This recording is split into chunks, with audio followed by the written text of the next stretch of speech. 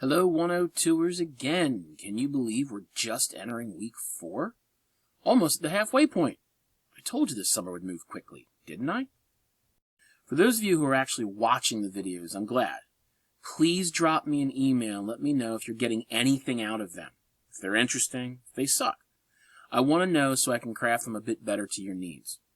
I figure a straight informational video would just be torture. Am I right? So once again, let's start with the announcement for the week. We have the recap and the preview.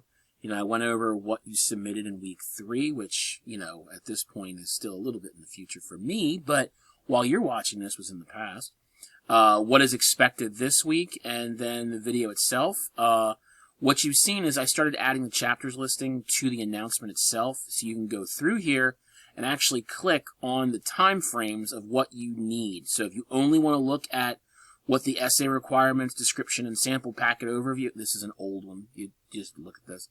You click on this one, and it goes right there. You can skip all the rest. I truthfully would say that you should watch the entire video, but that's just me. We've got the Unit 2 informative research essay coming up in week 6, so that's 2 weeks from now. You can look at it ahead of time, kind of get ready. The sample directions and directions packet is attached down here under announcements, under assignments here. So, I'm sorry, under attachments. So it's all there if you want to look ahead. This is the material that you have to look at for this week, reading your sources and planning your informative research essay. And we only have one assignment due this week, the Unit 2 selection and comparing author perspectives. So let's talk about all this. First, we get to, we can go this way. Scroll down and go to the View the Course Schedule, click on the 102 Masterclass Schedule, and that's when we get to this. Scroll down to week 4, and you can see exactly the links that you need. This and this are the exact same link. I don't know why they put it there twice. So we're going to go over reading your sources first, okay? Now, in reading your sources, it's basically a rehash of something I've taught since the very beginning, and I remember being taught to me as early as junior high, the 3 stages of reading. It doesn't matter how you remember it. For example, it was always pre-reading, reading, and post-reading for me. Here it's preview, read and annotate, and reread, but it's the exact same thing. It falls really to the simple set of ideas. First, you want to skim over your material to see what jumps out at you. Skim the source, see? Read the title, the author blurb, and sometimes whatever appears at the beginning of the article, usually in smaller italicized text, for everyone that ignores it. And then notice that the bolding, the section headers, the inserts, the pretty much anything else that grabs your attention should be viewable. By doing that, you'll have somewhat of an idea about what's coming. Next, you can ask these questions too. Like, what is the topic? What are my opinions? These 6 questions will really help you focus what you're getting out of that topic. Next, you're going to slow down and take your time. Don't just run your eyes over it and think about other things. Seriously. If you're not soaking it in, you're not really reading. If you have to ask yourself, what in God's name did I just look at the end of every page, because you were thinking of your dinner, or how to get tickets for SummerSlam, or your boyfriend or your girlfriend. Well, you might have been moving your eyes over the page, but you definitely weren't working your brain. This is the time when you need to do both. So this is where you pay attention. Annotate or take notes. Ask questions. Highlight. Ask questions. Look things up. Ask questions. And, one more thing. Ask questions. The more questions you can ask yourself, the more you will look up. The more you look up, the better you will understand things. Lastly, go back over these questions and answer the ones that you haven't already answered. You will try and make sense of things that you haven't quite grasped yet. These are the 3 stages regardless of how they are worded, and they help out quite a bit.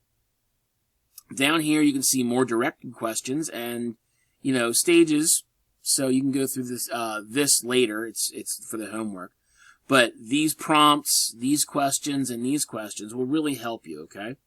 I think we've all covered it pretty nicely. Don't you? Okay, enough self-aggrandizing. Let's continue.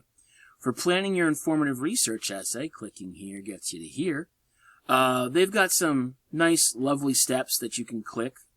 I used to call them expandable boxes, but I have since learned that they're called accordion boxes. So by doing this, you can open and close it. It's actually quite helpful. And finding your angle is very important. Some of you have already done this. Some of you are still working on this. It is not just your topic, but it is indeed which direction you're going to go to, which path you're going to travel. So your topic needs to be assertive. So you need to know the angle that you want to go in. Be sure your audience sees the direction you're heading and that you clearly move in that direction. If not, the angle gets lost. Remember, this is not a straight informational paper. Once you remind yourself of that angle, you're going to want to ask one very important question. My God, no, it's not Who Let the Dogs Out. I hated this song back in the early 2000s. It was everywhere. Children, adults, senior citizens, commercials, movies, television shows. It was ridiculous. Just ignore it.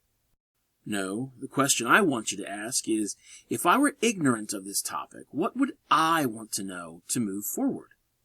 If you can help your reader get a little experience with your topic, you can guide them to the ideas that you feel are important.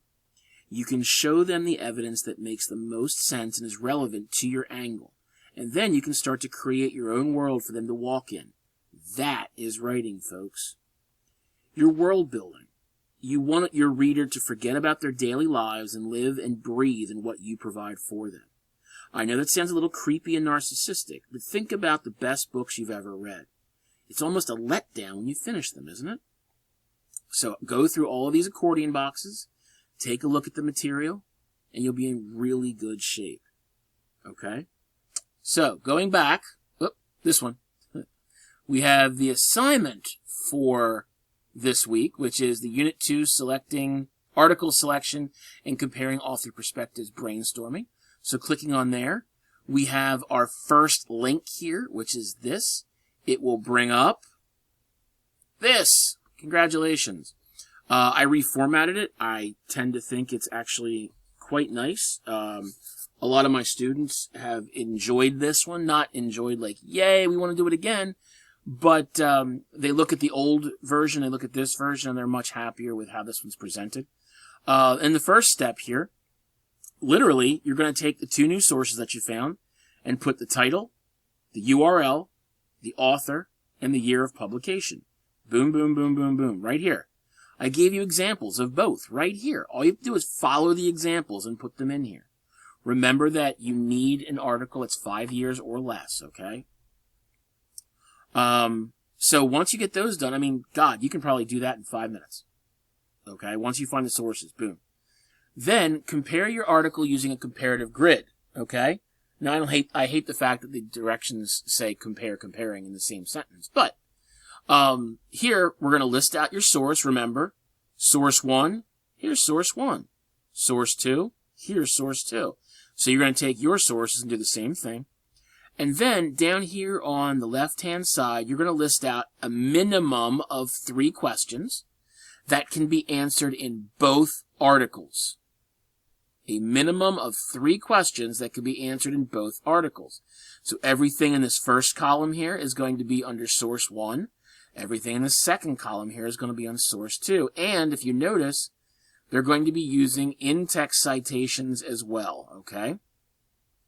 So please make sure that you have all that material here. So here we know that binge watching is mentioned in both sources. So what is binge watching? Well, Cohen's definition is this. Dodgson's definition is this. What is their opinion of binge watching? Well, Cohen's opinion is this. Dodgson's opinion is this. Make sure that you answer them both ways. If you have a question that cannot be answered by one source or the other, you must find a new question, okay?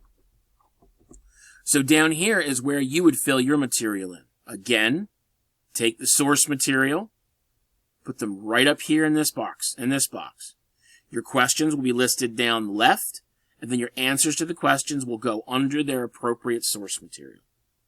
Easy peasy, right? So once you download that, and you can download it to your computer and upload it into Google Docs if you don't have Microsoft Word. But it's simple. I want you to find 2 sources, 2 new articles on your topic. This is the same topic you used for Unit 1, same topic you got approved by me. So you just need to find 2 new articles, and there are some rules here. Should be within 5 years, ideally within the last 3, but 5 years max. Should have the authors clearly named. Do not find me all articles that do not have authors. Should be between 2 and 4 pages in length. Should be a news magazine article, okay? If the article is extremely long with chapters, it's too long. Should convey an opinion or stance. Do not give me informational research. So your article should not be less than a page, should not be an excerpt or a chapter from a book, should not be simply informative and neutral, shouldn't come from University Wire. It's student authors. It's not a bad place, but it's not great. Should not be older than 5 years, okay? So once you complete all this, you will submit it, and Bob's your uncle. Told you, it's not a very long video, under 12 minutes, actually.